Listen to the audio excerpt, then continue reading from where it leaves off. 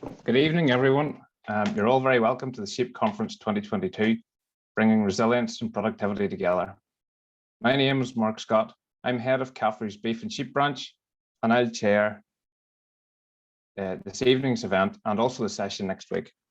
The event tonight is being recorded, and if you have any questions, if you could please put these in the Q&A facility at the bottom of your screen. We'll answer as many of these as we can tonight when we get to the panel Q&A session after the speakers have all presented. At the outset, I want to thank our partners in the conference for their help and assistance in pulling together the topics and speakers, and all the other organisation that is necessary for an event such as this. Our partners are, of course, the Ulster Farmers Union, AFBI, NSA, NIMEA, and LMC. Our overall conference theme of bringing resilience and productivity together is driven by a number of desired outcomes for the sheep industry: profitability, positive environmental outcomes, and making best use of our land resource. Addressing and striving for each of these things will improve the productivity and resilience of the sheep industry. The significant differences in land type managed by sheep farmers was very well captured in our opening sequence tonight, which came from the farms of our two farmer contributors for the conference. And there's certainly no greater difference in land type than comparing the Sperrins with the shores of Strangford Lough.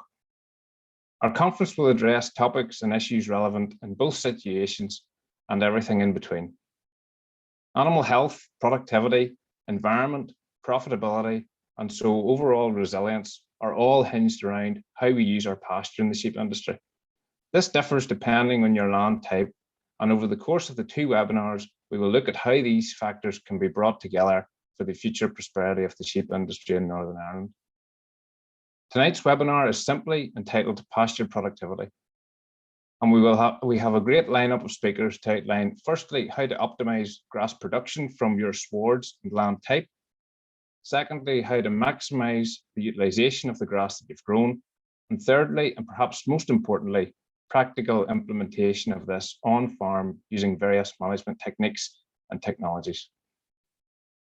We have 3 speakers tonight, and the delivery of their talks will hopefully take us up to 9 p.m, leaving around 30 minutes for panel questions.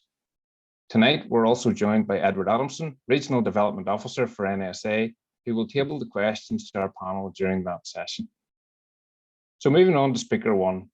Our first speaker is Charlie Morgan. Charlie spent over 22 years with Aberystwyth University, firstly as a researcher in the uplands of the Brecon Beacons, and then 10 years as lead officer for sheep, beef and environmental management systems at IGER, which then became IBER's Grassland Development Centre. In 2009, he set up his own business, Grassmasters Limited, and he has been employed across the UK and Sweden by red meat levy bodies, Farming Connect, AHDB, and various agencies, supply chain companies, and primary producers. More recently, the demand has also increased for water quality and soil management consultancy, and more work alongside water authorities, river trusts, and environmental agencies. Charlie has studied technology transfer methods and adult learning techniques in New Zealand and Australia, and is a fellow member of the Royal Agricultural Societies. You're very welcome, Charlie, and if you want to share your presentation now and turn on your screen, I'll hand over to you. Thank you very much, Scott, Mark, for the invitation to speak to you this evening. I'll just try and share my screen with you. All being well. There we are. I want to speak to you this evening about more simple things than just how grass grows and its 3-leaf stage and that type of thing, and go back over an area of my research from the 1990s, learning how it grows better. And I think I've just put up the wrong slide for you. Hang on a moment. I'll just try again. Let's see if this one works any better.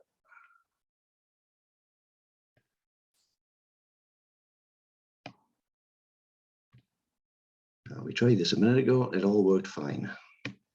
Now it's not.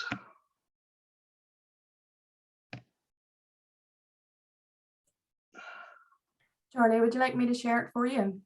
No, it should. It worked a minute ago, didn't it? So let's try again. Well, perhaps I've just closed it down, so you could do if you like, Heather.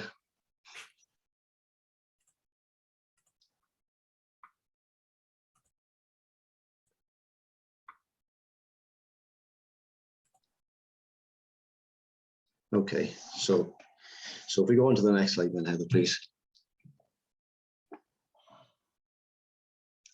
So as I was saying, the basic things in terms of how grass grows, well, obviously temperature is important.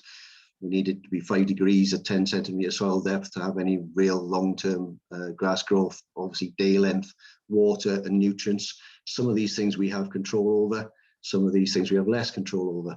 But if we think about going back to maybe the most important resource on farm besides yourself and your family, it's your soil. Most of these things need to come out of your soil, and maybe sheep farms, if it's anything like my sheep farm in my family, we tend not to think about soil until we've made a mess of it. So looking at the 3 points in the triangle of how we need to address these issues better. Chemical, we've talked about fertilizers and nutrients for many a year, and it's extremely topical at this present moment in time with the price of fertilizers as they are, that the chemistry has to work to its maximum efficiency. And of course, if we want to get the chemistry to work to its maximum efficiency, then the soil physics in terms of soil structure and that type of thing is highly important. And that depends very much on the biological activity, the amount of animal activity we've got under the grass rather than above the grass. And that's going to dictate an awful lot of our potential in terms of what our biological activity is like. And looking at these 3 things together is quite important. Next slide, please. This is actually a picture of a grassland field in Northern Ireland in upland pasture, and typical to many areas of sheep farming, we're not big nitrogen users. There's an ingress of buttercup, which is coming from some inefficiency in nitrogen use or no nitrogen use. There is not this perfect ryegrass sward that people seem to imagine that there would be. There is a combination of all sorts of species present within that sward. What we'd like to have is a good proportion of ryegrass and clover within that, but we accept under our management conditions that that doesn't necessarily happen as much as it would maybe under a dairy system. And once we dig a hole in that area, we can see that there is quite a build-up of, well, you can see other grasses such as the common bents, the grostis as the Latin name. We can see some dead decaying grass that hasn't been utilised. And I'm sure later on in the presentations, you'll talk about grazing pressure and grazing heights and kilos of dry matter. Getting sheep to graze down to that 1,500 kilos of dry matter, or maybe a bit lower on occasions, they won't graze this grass that deep. They'd rather starve than eat some of the poorer quality grasses. And this grass is not decaying and breaking up into the soil like it should do, because it's leaving a wet mat of high organic matter, semi-decomposed material on the surface. And that's because there's a stiffer, harder element of soil at about 2 to 3 inches down, an element of compaction for one reason and another. And that's preventing the flow of nutrients and water through the soil, and worm activity and other biology is not functioning to its full potential. So we have to think about how we can make that work better. Next slide, please, Heather. We have to not complain about the seed salesman or such like, but we have to have a better understanding of knowing what our ryegrasses and our preferred species look like. I very much, I'm horrified, quite honestly, with a lot of farms around the UK. When I ask them to identify a ryegrass, they can't. And that purple base of a ryegrass is pretty obvious, and that nice shiny back of the leaf. So you can make an assessment straight away in terms of what you think the health status of your pastures are looking like.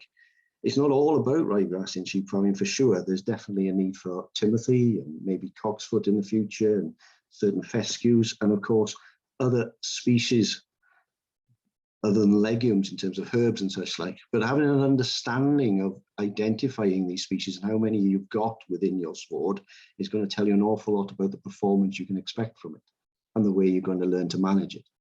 And broadleaf weeds, they have a purpose, some of them, and some of them, we'll have to learn to live with a little bit more if we're reducing nitrogen input.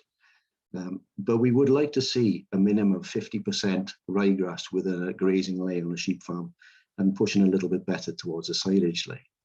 Next slide, please. Alongside that ryegrass, of course, one of the kingpins for me has always been clover. and something that's been maybe underestimated by certain walks of the industry, now becoming far more in vogue again for its nitrogen fixing ability. But it also does a massive opportunity in terms of soil improvement. So having a good cover of clover up to about 30% is pretty important to me. And ground cover, I've put in there 80% ground cover. But if I was renting a farm, a farm with only 80% ground cover, and I'm paying rent for 20% of bare ground, that isn't good enough for me either. As a sheep farmer, I'd want to be up to 95% ground cover with something at least. And that way I stop any soil erosion as well. Swards are far more open on dairy units, but they shouldn't be, in my opinion, and they certainly shouldn't be on a sheep farm. In terms of that broadleaf weed target, well, it depends who you talk to. I mean, if I can save my clover that's fixing me 150 kilos of nitrogen per hectare, then I'll live with a few weeds such as docks, if that's the case, or thistle or whatnot. But obviously there has to be some level of management and control within that system. Next slide, please. So what I want to take you through is some of the work that I did when in 1990. If you could continue pressing through a little bit, please, and the next one. In terms of 1990, I took on an area of land which was 18 acres in size, and it was already a 25-year-old pasture dominated by perennial ryegrass and creeping bent. And it was at 1,400 feet above sea level in the Brecon Beacons National Park. The Ministry of Agriculture, as it was then in 1990, wanted to consider what would happen in upland farms with the price of land being so poor. What would happen as farmers couldn't afford the fertilizer and they would reduce their nutrient input? And what impact would that have in upland agriculture? So we developed a trial which had a number of treatments, and the first treatment was that we would obviously soil test and then apply lime at the level that it was required, in this case 2 tonne an acre or 5 tonne a hectare, to get our pH into the band that we wanted. It had adequate phosphate and potash based on those soil tests again, and it actually received probably a little bit more than you would normally put, 150 kilos of nitrogen per hectare, which is in old-fashioned terms 120 units an acre. And that would be our standard baseline treatment. Then as we go through the system, we start to remove nutrients. So the next treatment, again replicated 3 times, we would have removed the nitrogen out of that system. The next treatment, we would have removed the nitrogen, the phosphate and the potash.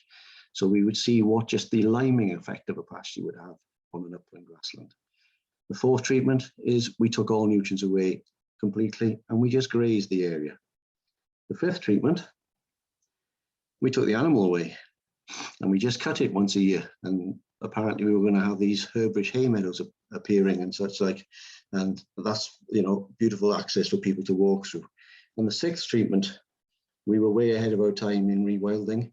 We wanted to see what would happen if farmers just abandoned the countryside, and what sort of conditions and what we would grow and what we would likely to see. So if we go to the next slide, I'll show you some pictures of what it actually looked like. This is 1,400 feet, as I say. The Brecon Beacons National Park is we're within it. In the top left would have been Penavan at 3,000 feet. In the foreground, you can see Brecon Hill Cheviot ewes with single lambs grazing a pretty respectable looking pasture. You can see then that the changes that have started to occur under different treatments, the cutting, the abandoned, and the reduction of treatments. If we go to the next slide, you'll see a little bit more in terms of how they're allocated in terms of treatment. And at that time, as a young scientist, I was quite convinced that there was quite a difference starting to develop. And I said to my boss, I think some of these wildflowers are starting to appear. These sort of pink ones with prickly leaves are starting to develop. And his opinion was that it was just where they happened to pop up, and it certainly wasn't part of the treatment. Next slide, please. I was pretty certain that it was becoming quite a serious issue. We didn't top any of these until the end of the season. They were left to flower and spread across each of the treatments if that's where they went. Obviously, you can see that there's quite a reduction in grazing amount of animal that's there. we kept the sward height. We couldn't rotationally graze or anything like that on an acre paddock. So the way the system worked is that we would put in sheep, a core group of 6 or 7 ewes in April as they lambed. And then as the grass growth curve developed, we would just put extra sheep in to keep control, to keep that sward height at 4 centimeters or 1,500 kilos of dry matter. Obviously monitoring animals in and out of those pastures as the season went on. So if we go to the next slide, I was really convinced, and again, please, we were really convinced that, you know, this is a treatment effect, guys. On the right-hand side, we've got a Lyme-only treatment, and on the left-hand side, we've got everything that we consider was necessary. In the 20 years that I was involved in overseeing and managing this trial, we never topped and we never sprayed that area on the left-hand side. I might have walked down and just taken a hook and taken those few extra thistles that were out there, but we never had to spray and we never had to top. And this was because we had that sward density. We had that sward density, we had the nutrients turning over, we had the soil biology functioning properly, and it was delivering the goods that what we wanted. Next slide. You can see that as you reduce the nutrients, the thistle ingress was increasing, but also when you take nutrients out together, you start not being able to grow weeds. So there's a level at which you want to try and position yourself on this system. Because with thistles like they are, what the average farmer will go and do is rent land elsewhere to keep his stock numbers up. And obviously that's a lot of diesel spent trafficking animals around. So there had to be some method of control in that system. Next slide, please. This is the most detailed slide I've got in the presentation, looking at the impact of what that reduction of nutrients was having on the pasture. And if you study down the left-hand side, you'll see the reducing treatment. And then the next table or bar, you'll see that there's ryegrass. Now these are the amount of tillers growing per square meter. So we had 12,000 ryegrass plants in every square meter when they were fully fed. And as we reduce the nutrients, or we take away the nitrogen, you're down to 1/3 or 2/3, you're down to 1/3 when you remove the phosphate and the potash as well. And eventually it disappears. So ryegrass is something that you can have a management over in terms of how much you want. In terms of the meadow grasses, they mirror the same situation. But the bent grasses, the common indigenous grass species of the UK, that increases once that nutrient level falls. So in actual fact, your pasture still looks good, it still looks green, it's still dense, but its quality has changed quite significantly, and its animal performance will change quite significantly across that field. Things like sweet vernal, you'll see that it flowers early in the season, therefore it liked the cutting system. The important thing to look at there is the sward density in total, how that 39,000 plants per square meter. You're never going to find that in a dairy system, but that falls away quite significantly as those nutrients fall. And the other interesting thing is the amount of clover stolon that is there per square meter. Now this is a 1960s white clover, nothing was introduced. Very susceptible to extra nitrogen, unlike the modern day clover. So it went down to 12 meters under the nitrogen system. It ballooned up to 80 meters of stolon per square meter. That's quite a web in terms of holding soil in place, getting the right soil structure and fixing nitrogen. But as soon as you take the phosphate and potash away, you start losing your clover. And once you start taking the animal away, then it starts to disappear. So you can manipulate and create the pasture you want, depending what it is you're targeting, but it's going to have a huge impact on profitability. Next slide, please. Now, these are old slides by John Frame, 1991, showing how the D value of these grasses changes, just to show you that, you know, if you had ryegrass with a 73 D value compared to those common bents, which is the agrostis at 58, that's a huge difference. The best grass on the market today, probably on your Northern Ireland figures, is probably 76, 78 D value. You multiply that by 0.16 and you get an ME.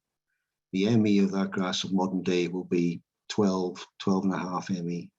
whereas that common bent's never changed in this time. It's still 58, which is about 9.2 ME. You're not going to actually get much animal performance off an ME of 9.2. So even though your pasture looks okay, those grass species have a big impact. Next slide.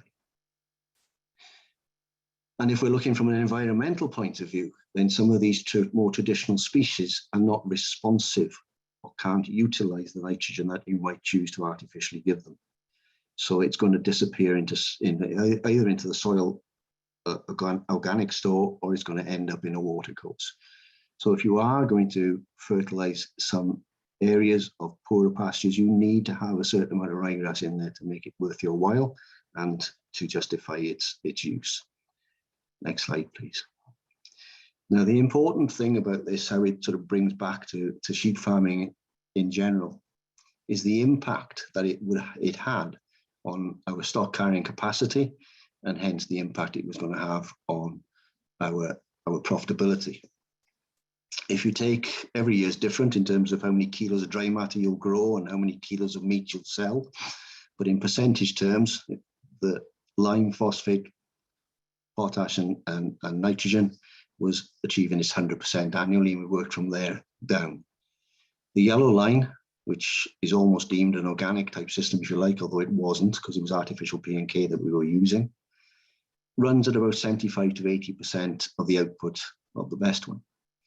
There are two peaks on there. You can see two little mountains on there where the clover was at its best, because clover will cycle better and worse over a period of about 3 to 4 years. So at its better points, it was more profitable than the top blue line, but only on the peaks. But both of those are viable options to running a sheep system. But once you start removing the P and K as well, then you can see just lime alone, you're dropping down to about 50% of your stock carrying capacity. And if you remove all nutrients, you're down to 45% within 8 years. Now that's quite an impact. Now I used to have discussions with John Vipond in the past that was okay. You know, if you've got a Scottish holding with 5,000 hectares and 1 ewe per hectare, you've got maybe a financial turnover. But if you're on smaller farms like myself, and I'm sure much of Northern Ireland are, you've got to have a certain number to have a turnover to generate a profit. So lowering stocking rate is not necessarily the option. However, it wasn't just as simple as that. If we look at the next slide, there was quite an impact on my animal performance in terms of their animal welfare altogether. I wanted my ewes to be of condition score 2 3/4 to go to the top in November. And under the treatments with the CAPKN and the CAPK, I had a respectable stocking density, and yet my ewes were still in the right condition because their sward quality was good enough. Even though my stocking rate had absolutely dropped to like 1 or 2 ewes an acre throughout the whole season, my lime and my nil inputs, those few ewes still weren't in condition to go to that top, and obviously that was impacting on the performance. Now these ewes were Breckenhill Cheviot ewes. Their lambing percentage would only be about 120% at best. We were selected, it was a closed flock. We would select ewe lambs to come back to this trial year after year after year. The ewe lambs would go to wintering down into Pembrokeshire and come back to the trial. The ewes were, in 20 years, those ewes on the poorer systems were 6 kilos lighter in weight. They were down by about 10% on their lambing. Their teeth were lost faster. The udders wouldn't last as long, so replacement rates were going up because they were grazing harder conditions. The lambs were giving them too much hassle because the milk supply was down and my turnover was much greater. Now that's not a genetic thing because the genetics were the same. The rams that came in to serve these ewes, they all got served in one bunch. So the only change was nutritional, and that had a major impact on the performance of this business. So what I'm saying to you basically is you can't ignore feeding your soil, managing your soil if you want to achieve a good animal performance. Next slide. So what I've said to you in the brief time I've had, and it has been brief, so I couldn't cover many of the points I wanted to, but ryegrass and legume, and increasingly so now some herbs and other species, are our cheapest resource. Whatever the price of fertilizer is, it's still going to be our cheapest resource. We need to be able to feed, as a livestock industry, as farmers, we feed. We've always fed livestock, but we need to feed what feeds our livestock cheaply, and that's the forage. We need to learn better how to grow it, how to manage it, and increasingly so, how to utilize it. Soil husbandry is the key factor. A lot of the points that maybe farmers fail on utilization and rotation grazing and such like is because they haven't got the basic building blocks in place, which starts with soil husbandry. So what I'm saying is, please don't waste this cheap feed and replace it with expensive. What are you going to do is the question, and then there's 4 little pictures in the bottom, Heather, that you can tap on, because many farmers I end up speaking to like this. But when we start sharing information, start doing trials and developing work parties in one way or another, then we can move our businesses forward. Thank you for listening.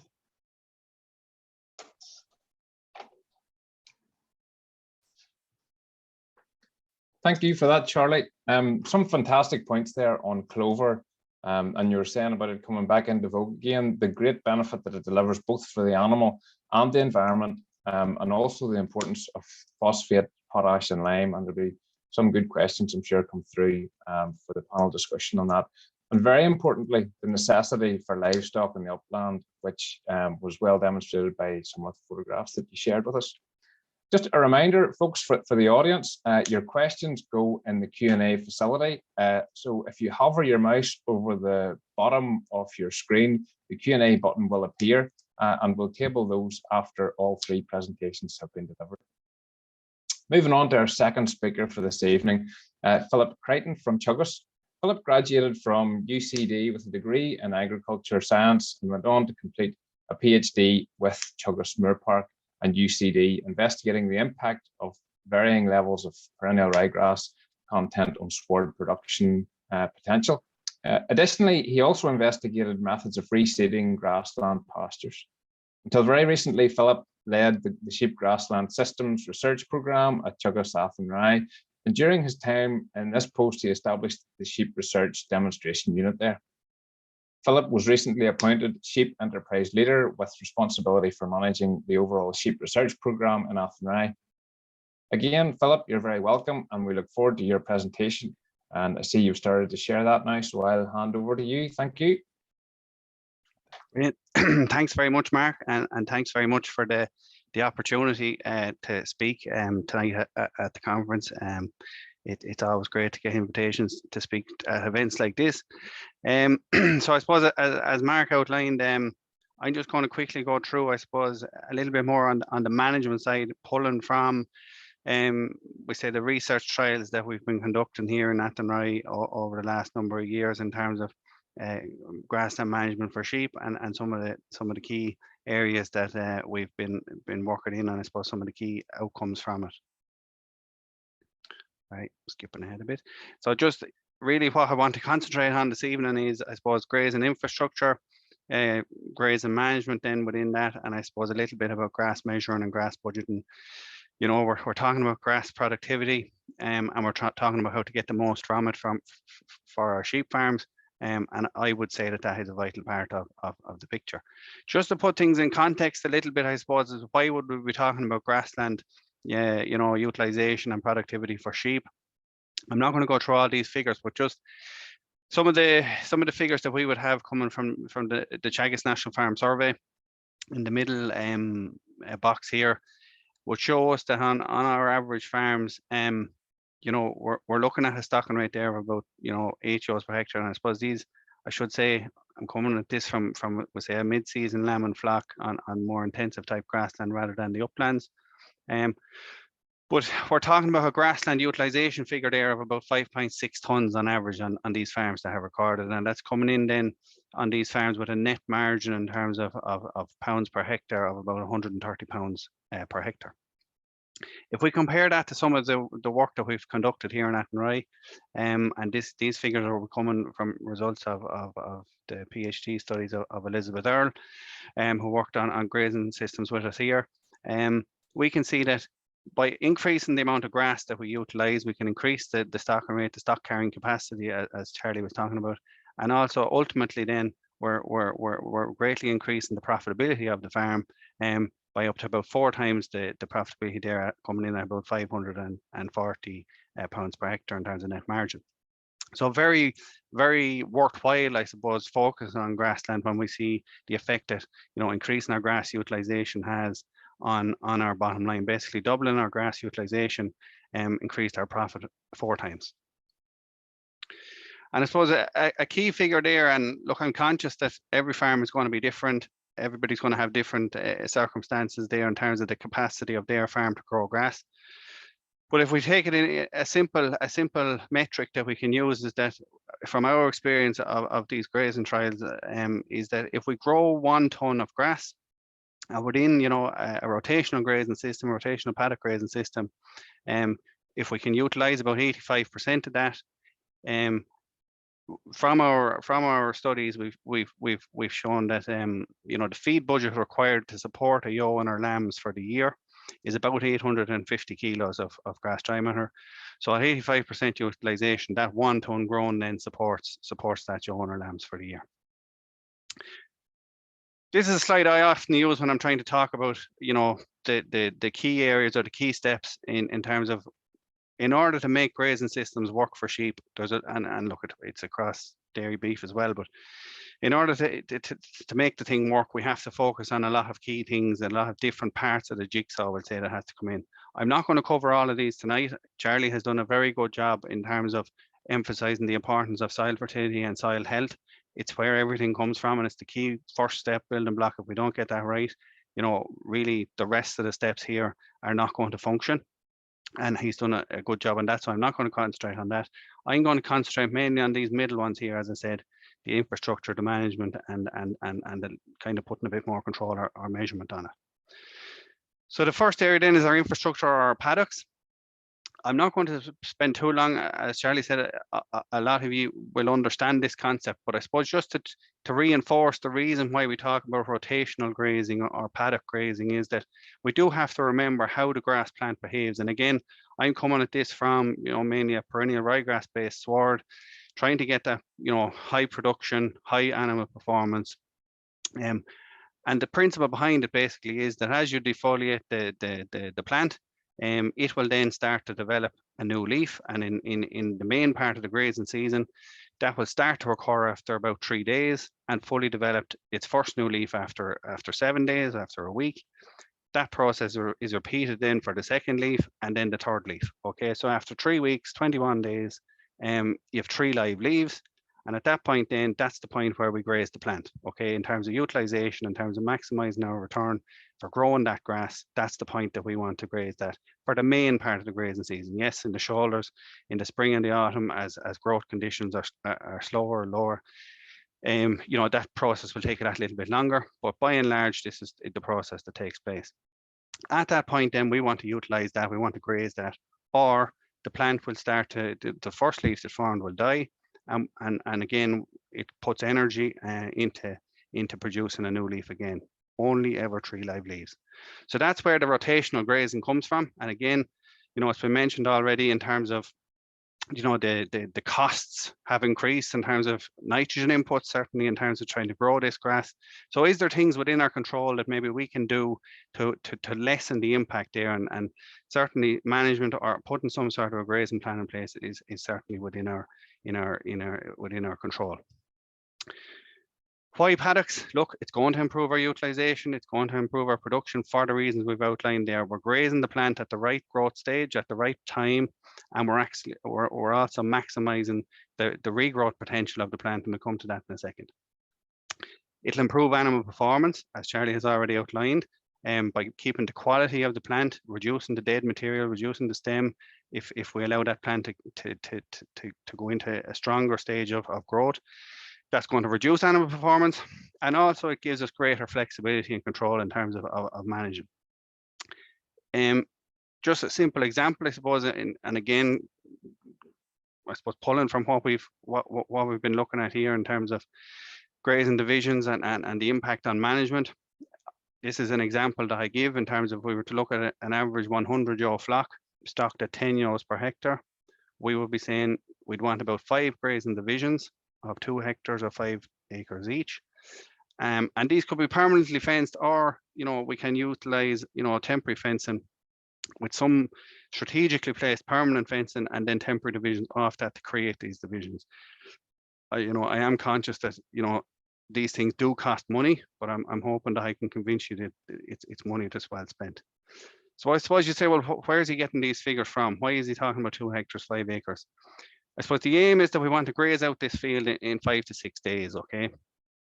If we're going in at the right growth stage, at the stage we want to be getting the maximum grass quality, we're talking going in about 7 to 8 centimeters or 1,200 kilos. And I'm measuring from 4 centimeters up, and I'm assuming a sward density of 300 kilos per centimeter, which is typical of what we see here in our denser sheep swards. The demand, we'll say in the mid-season there, 100 ewes with their lambs with them, typically about 4 kilos per ewe and lamb unit. That would be, you know, maybe 3 kilos for the ewes at peak and the kilo split between our lambs. And then as the ewe demand drops, the lamb demand increases. So we're using it as a kind of a constant figure there for a big part of the season. So that means we have 1,200 kilos per hectare, and we divide that by 400 of a daily demand. So that gives us 3 days grass. If it's a 2 hectare paddock, that means there's 6 days grass in the paddock. And ideally what we're saying is that we want to use this temporary fence and then to divide down those 5 divisions into 10 flexible temporary divisions as required to increase our flexibility and our control of offering the best quality grass, and I suppose adapt to the growth rates at different times. So if we've very strong growth rates, we'll be taking out some of the stronger areas, skipping over them, making some high quality forage for the winter out of that, and bringing it back into the rotation as quickly as possible. So that's where it comes from, the 3 days. And I suppose the 3 days is important in that, as we've outlined in terms of how we understand how the grass plant works. At that 3 day point, if we still have sheep in that field, in that paddock, and that new leaf appears and they haven't moved on in rapid growth, they're going to keep nipping away at that new leaf as it appears, and we're going to be actually hindering the development of that grass plant. It's kind of going to be stuck in first gear, and instead of being able to go into second gear and third gear, it's going to be stuck there idling, and that's not what we want. We want to be getting the most from the plant, and especially in a situation where, you know, if inputs have increased or whatever. I suppose just to demonstrate this even more, we did look at some studies where we've increased the number of paddocks there, and I suppose when I say 6 paddocks, that's the 6 permanent paddocks, which in reality meant we were increasing up to 12 subdivisions. And we actually saw that we could increase grass production by up to 15% by adding these extra divisions into the rotation, because again, it's helping the grass plant to express itself fully and to go through its growth stages as it requires, okay? And look, that's really going to be achieved mainly by the use of additional temporary fencing, that we can be flexible about where we're grazing and when we graze. And I suppose just, I have a quote there, you know, we're all talking about the cost of fertilizer and all that, but this was a quote, and it's not mine. It was a quote that one of the farmers that we work with through the Better Farm program, he said to me one day after we had been advising him for a couple of years in terms of his grassland management and that, he said, I always thought about fertilizer and all that, and look, they're very important. We've seen the effects of that with Charlie's presentation. But he said, I can grow grass now with wire. And I thought that was a great summary of, you know, by simple steps that we can take, actually makes a huge difference in terms of grass utilization and grass quality. So quickly then moving into grazing management, and I suppose there's a couple of things that we can look at that really help us in terms of our grass productivity and our grass utilization. And I've split the year up into different stages. Starting in the autumn, I suppose, which is to me the starting point of the grass year. You know, how we manage the grass in the autumn and going into the winter has a huge effect in setting up the grass supply and the grass quality for the following spring. What we've done here is that we've developed what we call the the autumn closing planner. And again, I suppose we've targeted this to more the mid-season March lambing flocks. And what we've done is that we've kind of developed a sequence in which we would say we need to close the farm and a percentage of the farm as we move through the autumn into the winter in order to have sufficient grass available for the following spring. And I suppose a couple of key things there is that it's planned in terms of you know, the first place is closed should be the areas of the farm maybe you want to graze first, so that's the drier areas, the more sheltered areas for young lambs. You know, that we're cleaning out that sward, you know, to a low residual, so it's that 3.5 to 4 centimeters. Again, a lot easier to do in higher quality perennial ryegrass swards, than, you know, if we're going into poorer quality swards, as Charlie has outlined, they're not going to like or they're not going to want to graze those out. So again, that has an effect. And I suppose just trying to get the message across that, you know, having that grass in the spring is worth so much more than it's always tempting to have, you know, keep the sheep away from supplement or the shed or whatever for longer periods in the winter. But really the amount of grass that they require at that stage versus the amount of grass they're going to need in the spring is double in the spring. So it's about planning that and prioritizing when we're going to have it. So that's the aim. Then that brings us into the spring. We want ewes and lambs going out onto good covers of grass, filling their bellies, and hopefully no need for any supplement. By following that grazing plan, we're seeing this sort of an effect in terms of opening covers and grass available to sheep. So I've just taken 3 examples from the different closing dates there on the closing planner, and this is kind of what we're seeing in the opening round. Then from the 1st of March onwards, we're seeing covers of up on 950, 1,000 kilos of grass diameter per hectare from the fields that were closed first in late October. Quite a dramatic drop if we were to delay closing fully for a month, so down to 20th of November, only about half the grass cover or less than half the grass cover were available. And then it's not actually that much of a drop by delaying it another month. And the reason for that, I suppose, is that as we move through November into December, grass growth has really stopped or reduced significantly anyway. We're really targeting capitalizing that end of October, early November period where grass is still actively growing. We're carrying that cover through the winter, and that's the grass that gets us going first. And then the later closed fields still have all of March really, and even into early April before they're required. And that's the concept behind, you know, closing in sequence and grazing in sequence in the spring. Then just as important in terms of the spring management is kind of how we manage that to set us up for the mid-season and the second and third rotations. And that's really about getting a rotation going as quickly as possible. And again, that's, you know, if we try and understand the grass plant, if we turn sheep out and we just have them all over the farm in little groups everywhere, we're bringing the farm cover down all at the same time. And we will probably have grass for a number of weeks and everything will be fine. And then we get to that late March, early April period, and we just run out of grass, okay? And that's pretty definite is what's going to happen if you have no form of rotation set up. And I suppose that what I've outlined here is the 2 boxes, the red box and the green box. Again, we're working with our 5 paddock system. I understand that, you know, we don't want to be letting ewes and very young lambs out and trying to get them into our rotation straight away. You know, we do have the risk of mismothering or lambs getting injured, and that's fine, and I accept that. So what we're doing is that we're kind of targeting that for every group of sheep, we're going to have these 5 paddocks. We're kind of splitting the filling of those paddocks in 2. So the first half of the ewes that lamb go to paddock 1, the second half of the ewes that lamb go to paddock 2. As we fill paddock 1, obviously then we stop putting new fresh sheep and fresh lambs into that paddock, which means that we have a week there or around a week or 10 days before we have to take the sheep out of there. At that stage, they're well bonded, they're well mothered up, the lambs are hardier, and they can move. Same thing then, the sheep that went to paddock 2, they get a longer period before they have to move as well, because they have a lower grazing pressure in that second paddock. But then really from paddock 3 onwards, we're getting a rotation going as quickly as possible, so that we have grass coming behind us for the second rotation. And again, that grass plant is getting a chance to recover and to grow and to express itself. And that's, I suppose, a key thing for us in terms of setting the farm up then for the next rotation.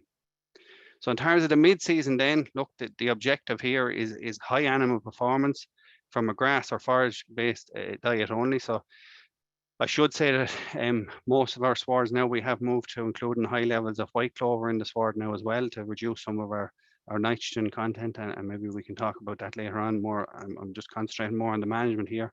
In terms of the pre-weaning periods, I've split it into pre-weaning and post-weaning. Again, targeting that around 1,200 kilos from 4 up or 7 to 8 centimeters. Trying to keep the residency time as low as possible. So 5 days per full paddock or 2.5 days per division, again, to maximize the regrowth, to maximize the utilization. And also, if the sheep are only in any one division for a short period of time, if you have to make them work that little bit harder, maybe for the last half a day, to graze out the sward properly so that the regrowth coming for the next round is good and leafy and high quality, that's fine, rather than having to leave sheep over a prolonged period of time trying to graze down to lower covers, which will hit performance and will have, knock-on effects. In general, we're saying down to about 4.5 centimeters average, a bit tighter in the early rotation, bit lower, a bit laxer as we get closer to weaning. And a rotation length of somewhere between 18 and 25 days. Again, having the divisions, having those splits there allows us to be flexible in where the sheep are going and keeping them a quality there. And look, if surpluses occur, we take that out and we use that in the winter. And then post weaning, we're kind of looking at a leader follower system. So we're giving the lambs access to the grass first. The best quality grass, and also we're not making them graze as tight, so they're coming out at about 6 centimeters, and then the ewes are being used after drying off to basically they're being used as a management aid to clean out the swards tighter and to maintain quality for the next rotations. And I suppose as we move through the mid-season then into the autumn, more lambs are being drafted, ewes are moving in that little bit faster, so they're getting access to better grass with each rotation that passes, and that increases their condition score as we move towards mating, and that helps then in terms of maintaining the system. I suppose finally then, I know we're getting tight for time, but finally I suppose the last bit, and I suppose the bit that a lot of people maybe don't like talking about is the whole area of grass measuring or budgeting. Look, sometimes we can overcomplicate the message here, and I suppose what I'm trying to say is that it doesn't have to be complicated. There's lots of different ways of grass measuring. We can even as simply going for a walk. It's amazing that people are looking over a gate and say, oh, there's good grass there or there's no grass there. You will not know how much grass you have unless you get out and walk through it. And then it's a case of as far as you can go to the right there in terms of the tools that are available, the more accurate assessment you'll be able to make. And with that assessment, you'll have information that you can make, accurate and confident decisions with. And I suppose that's the key here, is that if we have information and we have data for our own farms, I can give advice, I can give guidance, but there's nothing like having information for your own farm that you can then come to me or whoever you deal with and say, well, this is what my figures are, what would you think I should do next? And that's the real importance. And again, in a year where we have huge cost increases, any information that you can use to make a more accurate management decision is going to pay dividends. I suppose in simple terms, for the main part of the grazing season, we'll often talk about the grass wedge. Really, it's just a visualization of if you go out and walk these fields, arrange them in order from highest to lowest, and then do some calculations in terms of what your demand actually is and where you need to be. So the blue bars there represent the covers. The red bar would represent, what your demand line is and where you need to be. So what you want there is that those bars are basically meeting the red line. If they're above it, we have surplus. If they're below it, we have deficit, as I said there. The good news, I suppose, is that a lot of the computer packages now, we obviously use a program, Pasture-Based Ireland, which was developed by Chagas. Basically, it's working in collaboration with AgriNet as well. So AgriNet have a very good grass package there for those that can't access pasture-based. Most of the calculations are done in the background for you. All you have to do is enter the number of sheep and the cover from each field. And even now with some of the electronic plate meters and that's available, that'll be even done automatically for you in terms of entering the cover. And I suppose from grazing studies and that here and in other places, Again, there's guidance there in terms of where the figure should be in terms of grass available, whether you want to look at it in terms of kilos of dry matter per hectare or per livestock unit, or days ahead, which is a figure that we use a lot more on the dry stock side. It's giving you a guide of, well, I have 10 days ahead in early June, I've rapid growth, that's where I need to be. If I'm at 15 or 20 days, I know I've surplus. If I'm below that, maybe I'm getting a bit tight and I need to be a bit more cautious. The good news again is that most of that information is preloaded in the background in these programs, and it will give you the advice if you're willing to put in the covers. And as I said already, the advantages of that in terms of surpluses is that we can make much higher quality silage, which helps us in terms of reducing our feed bills this time of year in the run up to lambing. And also it means that we can reset swords there in those summer months to really keep the lamb performance going. I suppose the last two things that it gives us is that it gives us information, again, as I said, for our farm individually, and that data then can be used in consultation with your advisor or consultant, whoever, to make more defined, accurate management plans for your farm. And a prime example of that, I suppose, is lambing date. And again, we talk about having grass in the spring and the cost of alternatives in terms of concentrate feed or whatever. It could be a simple thing as over a period of time, you've identified that maybe you just aren't able to grow that grass early enough for your lambing date. You can make a management change knowing when, on an average year, you will be able to match supply and demand, and that then could make your farming enterprise, your sheep system so much easier to manage and also so much more profitable and enjoyable. Okay. So in summary, I suppose, look, there's great potential to increase sheep output and income from grass. We have to focus on growing and utilizing enough of it to support our output. And a lot of it really is about setting up and managing the farm to facilitate grass utilization and growth. Every farm is going to be different, and I suppose measuring can really give us the information to make the most potential of your farm with your data. So thanks very much. Thank you, Philip. Some great messages there that can be picked up in the panel discussion later, and I see the questions are flooding in now. For that, doubling utilization of grass, increased profit by 4 times. That statement alone demonstrates the value of pasture. Also, a great explanation of the reasons behind 3-day grazing paddocks. Philip, a point of clarity for the audience, translating grass covers from south to north, where Philip will refer to a grazed out paddock as 0, we would refer to that as 1500. But again, that can be picked up in the panel discussion whenever we're talking through that. Another important point from Philip, I thought, was if the farmer says, here are my figures, what should I do next? It's much easier for an advisor to help that farmer to guide them as to what to do next, rather than starting without any figures. Again, folks, a reminder to put your questions for Philip and our other speakers in the Q&A facility. At these types of events, I always think it's essential to get the views of someone who's trying to implement all this good research and advice in the practical situation, which is why our final speaker is a farmer. And it's a theme that has developed across a lot of our webinars, which is very popular. That man for this evening is Clement Lynch. Clement is a full-time sheep farmer from Park, County Derry. All the land Clement farms is within the SDA and the Sperrins. Clement is a member of the National Sheep Association and the UFU Hill Farming Committee, and a strong advocate of data recording. He's been recording using EID since 2015. Clement obviously has a hunger for gaining and sharing knowledge, so he's a member of CAFRE Business Development Group. He's a member of the Northern Ireland Sheep Programme, which features in the Irish Farmers Journal, and has recently been appointed as a CAFRE Technology Demonstration Farmer, or TDF, for sheep grassland management. Thanks for joining us tonight, Clement. Can I now pass over to you, please, to share your presentation?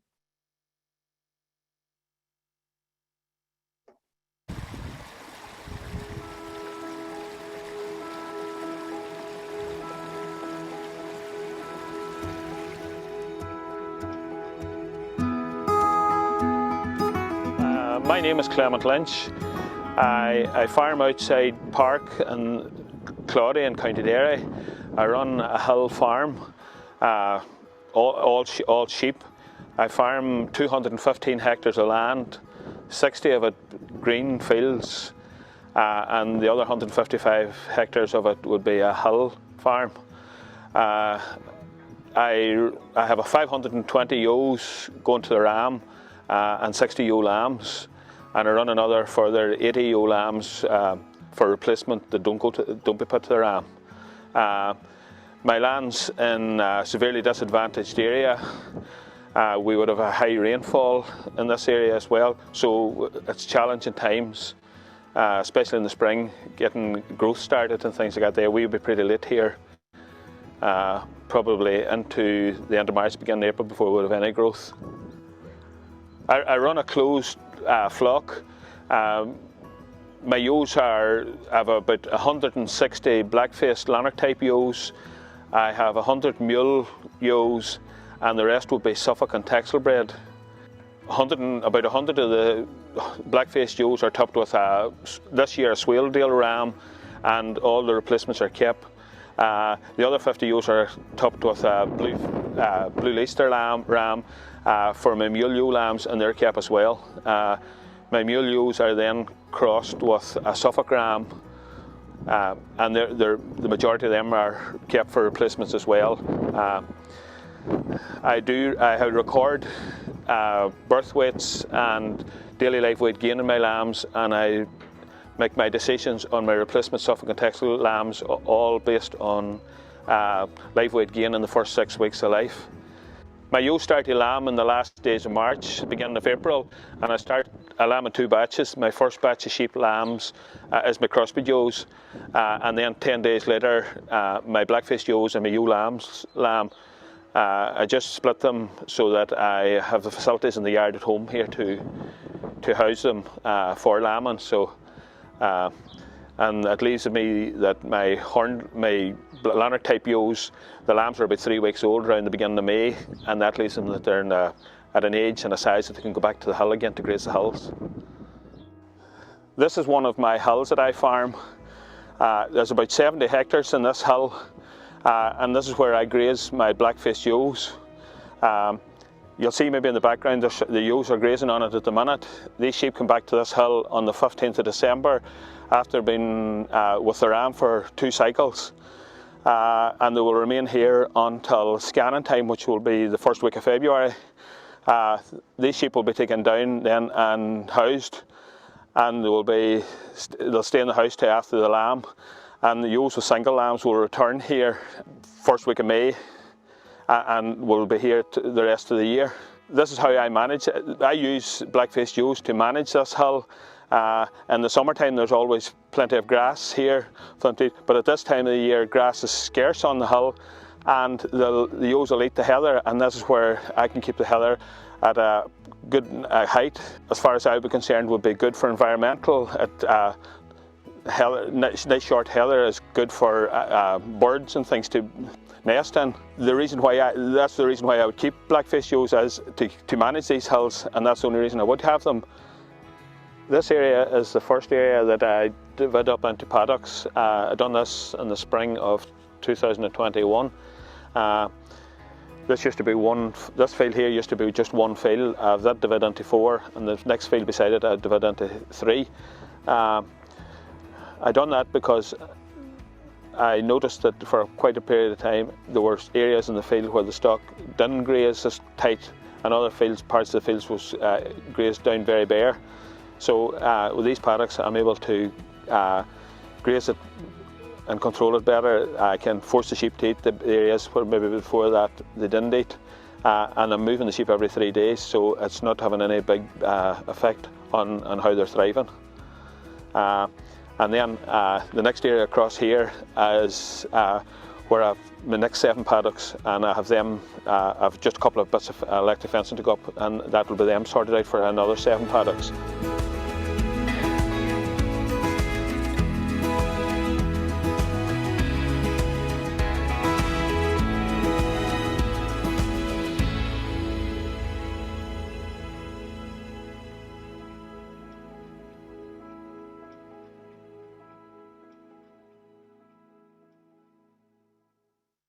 Good evening, everyone. My name is Clement Lynch. I farm outside the village of Park, Claudia, County Derry. I am a full-time farmer with family help at the weekends and for lambing. I run 525 breeding ewes, 265 of them Suffolk Texel bred ewes, 100 mule ewes, and 160 black-faced ewes. I also keep 140 replacement ewe lambs. 60 of those are top as ewe lambs, and the other 80 run on as dry ewe lambs until hoggets. I farm 60 hectares of grassland and 155 hectares of rough grazing and hull. My land is in several land parcels. It's not all in the one area, and all my land is in severely disadvantaged area in the Spurn Mountains. A bit about my farm background. My ewes are traditionally Suffolk Texel cross ewes and are bred to Suffolk and Texel rams for my lowland flock, and my Lanark ewes are purebred Lanark ewes, and some of them goes to a blue-faced Leicester ram. I keep my own replacements and operate a closed flock policy. My replacement ewe lambs are kept from the highest grown lambs. That would be lambs that would have a daily live weight gain of 300 grams plus in the first 6 to 7 weeks of age. And I lamb indoors because I have the facilities available for that and for easy labour. This is a batch of my Suffolk bred ewes running with a Texel ram. These graze my fields. All my lambs are finished for slaughter, with the exception of a small number of lambs that I would sell for breeding. And my aim is that I get as many of those lambs finished from grass as possible. This batch of ewes are a batch of horn ewes or Lanark ewes running with a blue-faced Leicester ram. These ewes are grazed in fields for probably a couple of weeks before the toppings, they go out to the top, and then for 2 cycles while they're with their rams, and then they would return to the hull again. Then I would top my older ewes with the blue-faced Leicester. This is some of my black-faced ewes back in the hull again. These ewes go back to the hull about the middle of December, and they'll stay there until the scan about the first week of February. At that stage, I'll house them ewes and they'll be in the house until they lamb. And the ewes and lambs will return to the hull when the lambs are about 3 or 4 weeks old, and they'll stay there until they're weaned, probably the 1st or 2nd week of August. And I use my black-faced ewes and dry hoggets to graze those hills and manage the vegetation there, and to look after the habitat or protect the habitat so that other wildlife can exist there as well. When I joined my farm goals, when I joined my BDG group, and I'm a member of the Non-Island Sheep Programme, most of the goals that I had at that stage were for improvement of my soil.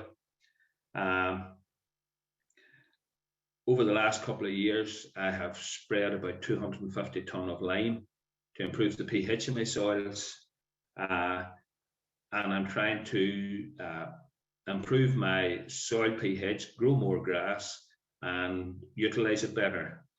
And that's why I have introduced like paddock grazing with the intention of making more use of grass and trying to reduce my meal bill.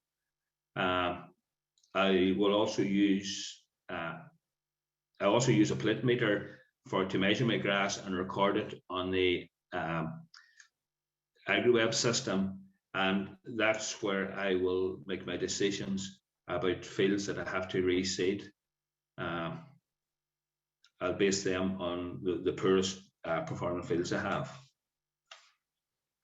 Soil fertility, good soil fertility is good grass growth. My soils would be mostly medium loamy soils. I soil test my fields on a regular basis, and the target is to have a pH of in between 6.3 and 6.5 with a phosphate level of 2+ and a potash level of 2-. In 2017, the average pH in my fields were 5.7. In 2021, they were 6.3. So I'm getting good results there from my lime. Most of my farm is low in potash as well. So I sow half a bag of potash, usually at the end of the grazing season most years, to try and raise that level. And I use the CAFRE nutrient calculator to work out what fertilizer goes in other fields. And I think that's very important, especially this year with the price of fertilizer. And a nutrient target individual fields. And that's probably most of the time it would be slurry. I try and spread slurry probably on fields with a low P and K levels, rather than maybe just spreading slurry in fields that are close to the yard, which are handy and easy to put out on. I did operate a set stocking system for quite a number of years, and now I've moved into paddock systems on my home farm, and I intend to extend those paddocks further. I actually have another 7 paddocks done, and my plans are to get another couple of areas done later this year as well. This was the first area of paddocks that I have done. 2 fields beside the yard. I divided them into 7 paddocks. The paddocks are about 0.8 of a hectare in size, or about 2 acres. They're not set out in square areas just because it doesn't suit the fields that I have. Some of those fields have a steep gradient at the bottom of them, so I had to set them out so that it's still possible to do tractor work and things on them.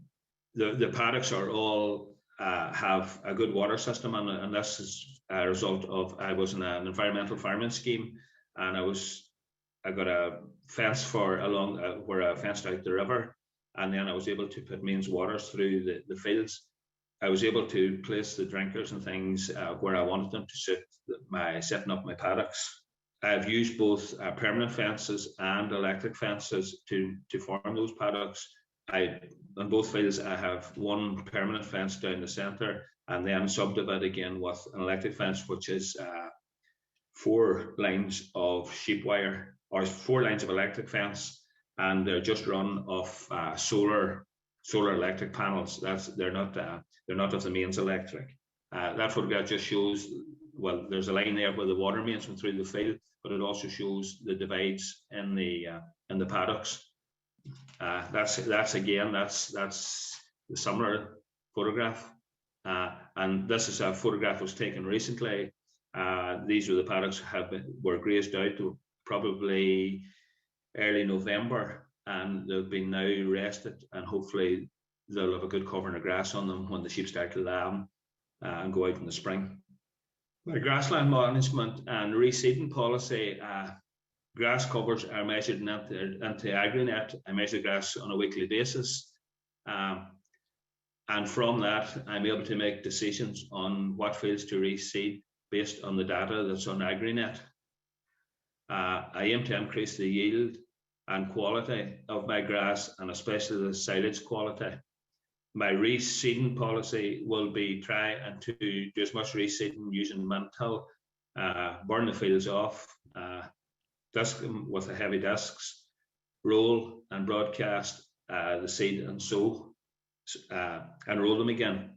And my grass seeds come from selected varieties from the recommended list, and usually just use 4 grass varieties and 2 kilos of clover. Technologies used in the farm.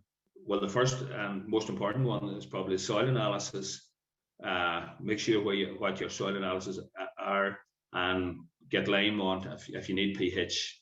I use the CAFRE nutrient calculator to work out what fertilizer to sow in fields. And again, as I said, this is most important this year, probably with the price of fertilizer. I measure my grass on a regular basis, on a weekly basis, and I entered into the AgriNet system where that I get make my decisions on what I want to reseed.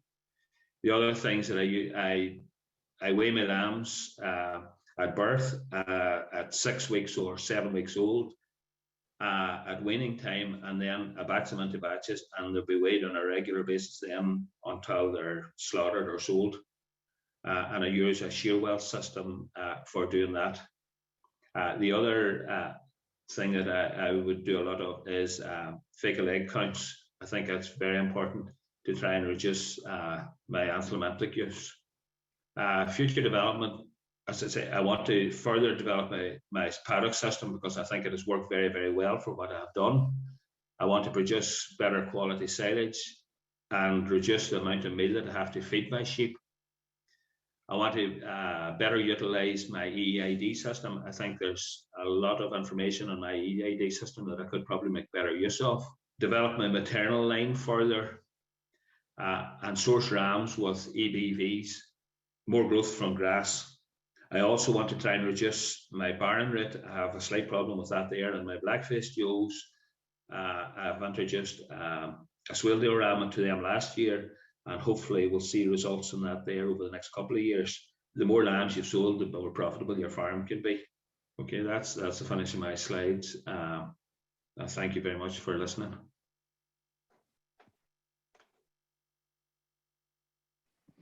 Thanks for that, Clement. Research and knowledge transfer, obviously, they're put into active practice by Clement. There, with the benefits clear to be seen, some fantastic looking swards in the photographs and then the video.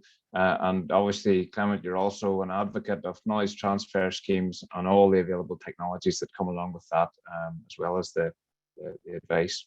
Folks, now it's over to you and the panel. If you have any burning questions, there's still time to put them through on the Q&A facility. At this point, I'm going to invite Edward Adamson to table the questions to our panel. So Clement, Philip, Charlie and Edward, if you could turn on your cameras, please, and unmute yourselves. Edward, I'll hand over to you at this point. Thanks very much, Mark. Thank you to all the three speakers. Probably we have more questions than we'll ever get through, but Charlie, you've had the biggest rest, so I'll maybe start with you. We have a question here about sward types, and for sheep, should we be looking at other species of grass, timothy, fescues, maybe to replace some of the perennial ryegrasses? I think it's more about where you are sited in terms of upland, lowland and soil type, rather than grazing species, in terms of what grass types you should be looking at. But I've always been a firm advocate of timothy within a ryegrass sward for sheep. In my younger days, when I tested grass varieties, we used to sow the pathways with timothy, and I turned sheep in after I'd finished sampling, and the sheep would eat all the timothy before they touched the ryegrass.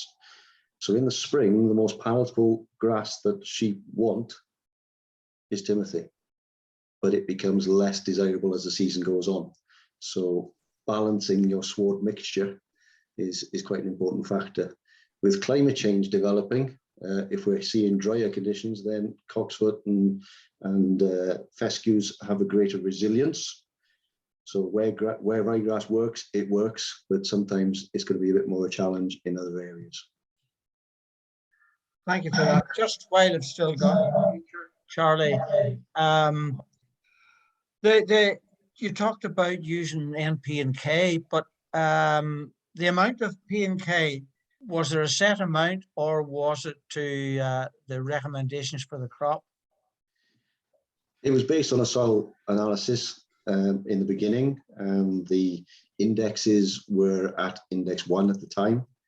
So we used a 0.24 type fertilizer initially to bring those levels up. Once we got them established at those index 2s, like Clement was talking about, then it was just the potash wasn't needed anymore. That was self-protecting, but we did have a little bit of phosphate going in annually. In old-fashioned terms, it was 16 units an acre, modern day 20 kilos a hectare, just to keep it where we wanted. Thanks for that. Can move to Philip now. We had a question there about weaning lambs. Is there a specific better time to wean lambs, or when should we look at weaning lambs? Yeah, it's a good question. I suppose again that's about prioritizing you know, the grass to where it's going to have the best response. And I suppose what we'd be saying is in that sort of a rotational system, you know, kind of 12 to 14 weeks of age is at the point where the lambs are now starting to consume, you know, significant amounts of grass. The ewes don't really need it because, you know, they're contributing very little in terms of milk yield to the lambs at that stage. So the advantage to leaving them on really is gone. And in fact, if you leave them on for much longer than that, the issue is that you're not going to be able to prioritize the best of the grass to the lambs to keep their performance going. And also you could be reducing the amount of time for thinner ewes, maybe some of the harder working ewes that need a bit of a time to replenish, you know, body reserves or whatever. And as I said, through that leader follower, you can prioritize sheep that way too, and get them back in condition for mating. So around that 12 to 14 weeks. So it's not all about the lambs. We still at that stage need to be looking to the ewe as well. Yeah, we can't forget about the ewe. I said we'd use them as a management aid there for controlling grass quality, but obviously we have to assess, as Charlie pointed out earlier, we have to assess the body condition of those ewes at weaning time, see what we have. If there's some ewes that need to be pulled out there even for preferential treatment at that point, and then monitor again in between that and mating, and adjust our management. And I suppose that again comes back to, you know, having more divisions, and again Clement showed a great example there of changes that we can make, that we can be able to adjust our management then to suit what's in front of us. Just one more for you now, Phil. Yeah. You talk about rest periods for grass, but we have to be wary of this 3 leaves. You know, when the 4th leaf appears, it starts to die. It probably changes with grass growth, but you know, how long does it take to grow 3 leaves?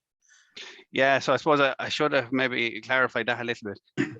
I'm trying to put the concept across here, and the reason for paddock grazing and the reason for these extra divisions versus, you know, maybe traditional set stocking or whatever. Obviously, again, the reason why we put in these divisions is that we can react to grass growth. So yes, in periods where grass growth is very rapid, very strong, those leaves are going to be developing faster, and we're going to maybe have a faster rotation because we're going to be back into those paddocks at that right stage where the plant is fully developed and is at the right stage for grazing. Versus if growth slows down, or we get a period of maybe drier weather, whatever, and which restricts growth a little bit, then that process happens a little bit slower. But because again we have those divisions there, we can manipulate the grazing rotation. We can bring back in some of those extra divisions that in the periods of rapid growth we're taking out surplus areas. In the periods of slower growth, we're bringing back in those areas to lengthen the rotation to suit the growing conditions. So I'm trying to give an overview, but yes, it very much changes with grass growth rate. Right, well that maybe brings us to a question for you, Clement. What's your advice to someone setting up a paddock system? You know, where do you prioritize? Where would you prioritize? I suppose I set up the paddock system because in one of those fields, I noticed that there was part of the field grazed out to the clay, and there were other areas in the field that the grass was longer and the sheep and the stock wasn't eating it. And that's where my idea was that I would go into paddocks there, because I could force the sheep to eat that grass down and then get a better regrowth. And then after I was able to do that, I didn't have that issue any longer. Where would you start? I think the main thing is keep it simple at the beginning. Try a bit. Like I've tried that there. I've set up 7 paddocks, and it has worked exceptionally well for me. I went from that area of ground where I probably would have grazed about 50 ewes and lambs on it as I set stocking. Last year I grazed 66 ewes on it with 132 lambs, and it probably wasn't enough stocking. I'll probably try a bit a higher stocking rate this year on it. Well, it'll all to do with probably growing conditions and things. So I would say start something small and simple, and then move on, and see what you can improve from there on. No issues with electric fencing there and sheep training them to it? Absolutely no problem at all, Edward. And even I took in, when I weaned my black-faced lambs of the Hull, I took them in and they went on some of those paddocks when they were weaned. I never had any lambs went through the fence. I had no problems whatsoever. And I have 4 on, there's 4 on a wire on my fencing, but absolutely no issues at all. Yeah, another one for you, Clement, is somebody's asking about your rams. Do you use performance recorded rams or New Zealand genetics, or what's your no, practice? I don't have any New Zealand genetics. I have performance recorded rams. The sad thing about that is that we have a big issues with them here, especially in Northern Ireland.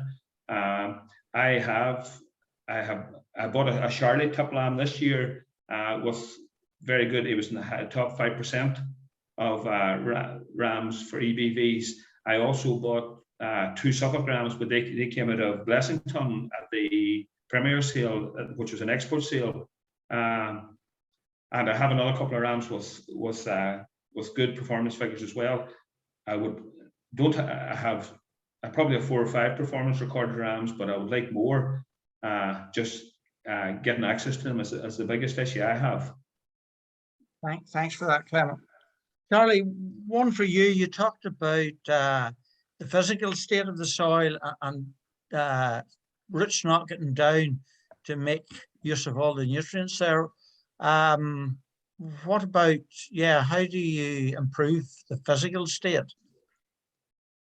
Well, I suppose I started in just one example of research. Once you move to rotational grazing, as Clement sort of said, you see animals grazing in certain areas and not in others. They're also obviously producing the manure in certain areas and not in others. And this isn't doing the soil biology any good. What you discover when you start closing paddocks out and making them graze more areas, they are then producing the manure across the whole field. So you're fertilizing across the whole field. That reduces the need for that input of phosphate like we've just talked about. But it also increases the biological activity of the soil because you're starting to feed the bugs in the ground. And the bugs in the ground and the worm activity will start to correct your soil conditions. So although we spend an awful lot of time talking about soil compaction and using lumps of steel to draw through your fields to loosen it up, if you start getting the soil biology starting to work for you by your grazing methods, you start to negate the need for a lump of machine again, which can do more damage than good. So I could talk to you about ages about dropping spikes into the ground, and that would do a lot for sales. But in actual fact, a lot of this can be improved by your management, as we've just heard in terms of rotational grazing. And still for you, Charlie, we have a question about crown rust. Have you any answers on that? Obviously, someone has a problem with crown rust. What's that? What's crown? Crown rust has been travelling northwards as conditions have been getting warmer, and there's even crown rust in Scotland now. But it's more in old grasses. The new modern day varieties are pretty good at being genetically selected for reducing that need for that crown rust. Some of the older species, if you are on long-term old pastures, then you will still see a bit. The way to manage it is to graze it out as best you can, and what you can't graze, you mow. And you mow it rather than try and top it. Just mow it out clean, and it should come back nice and green again. Then, Clement, or sorry, Philip, one for you. And maybe this autumn up here anyway, it has been a challenge about closing grass off in the autumn. And yeah, we have grass at the minute that has been closed off early, nearly getting ahead of itself. When is it good for it just to let it lie there, or does it get too much of a crop on it? Yeah, look, I suppose we did have a very challenging autumn in terms of wetter conditions, and maybe people didn't get to graze grass out maybe as much as they would have liked. I suppose I always get a little bit worried about saying we can have too much grass in the spring in terms of heavier covers, because it's a lot better to be looking at it than looking for it. And the way I would describe this sometimes is that, yes, okay, you'll get to a point maybe where covers get a little bit on the stronger side than we'd like, and you may suffer some decay in that sward. But what I would say is that, and we've seen this through nutrient testing that where we've done it here and across, again, as I say, some of the better farm network, it's still higher quality than the equivalent, who would say high quality silage that you may be offering if you didn't have the grass. Okay, so the alternative is, and with the way the winter has gone and the spring has gone, people are saying, oh, I should have grazed that, conditions are good, it'll grow again. I don't want to be doomsday or anything, but we're probably going to pay for this in some way in terms of balancing up in terms of weather. So we need that grass there if we get a cold spell, or if we get a slower growth spell in March or April. So I would rather suffer a slight bit of decay if it does get that little bit ahead of us, and have that grass to be able to feed the sheep, than graze it off, because I don't want a heavy cover and have no grass. And then the alternative is, what do I feed them? I may have high quality silage left in the yard that I can supplement with, or I'll have to go with concentrates, which are going to be a lot more costly and also a lot more labor intensive. So that's my version of, our cover's too high, I would say no. Thanks for that, Philip. Unfortunately, I'm getting signs here that we're maybe running over our time. So it might be time for me to hand back to Mark again, just to finish off. Thank you very much. Thank you for that useful session, Edward, Charlie, Philip, and Clement. Some interesting and challenging questions there. And you can tell by the number of questions that have come in that it has stimulated a lot of thought in the audience. For those of you who want to see or hear more about Clement's farm, if you're in a BDG group, talk to your CAFRE advisor about visiting virtually or live. And if you're not in a BDG group, check out the TDF page on the CAFRE website for more details. Once again, thank you to all our speakers tonight. There have been some excellent messages delivered, especially given the current cost of fertilizers, looking at other management practices and technologies that can help improve grassland productivity and grow grass. I particularly like the phrase, Philip, you can grow grass with a wire. I think that encompasses a lot of what rotational grazing is all about. Thanks also to you, the audience, for your time and participation in tonight's proceedings. Just a reminder that we will return this night next week, so Wednesday the 9th of February at 8 p.m. for the second session entitled Resilience Through Health and Environment. Again, 3 excellent speakers lined up in the form of retired AFBI Professor Jim McAdam, vet and farm advisor from New Zealand Trevor Cook, and Strangford farmer Dale Orr. You can register through either the CAFRE or the UFU website. Edward has asked that I also encourage your attendance at the NSA annual general meeting online tomorrow night at 7:30 p.m, where there will be a speaker from NSA headquarters and also a contribution from Cammy Wilson of the Sheep Game. Finally, can I ask that you please remain online for a few seconds after the webinar is finished and give us your feedback on tonight's event. There's a short survey, very few questions to answer on that. This important information will give us help us in the development of future webinars to address your needs. So I'd encourage you to do this. Many thanks, and I hope to see you all again next week.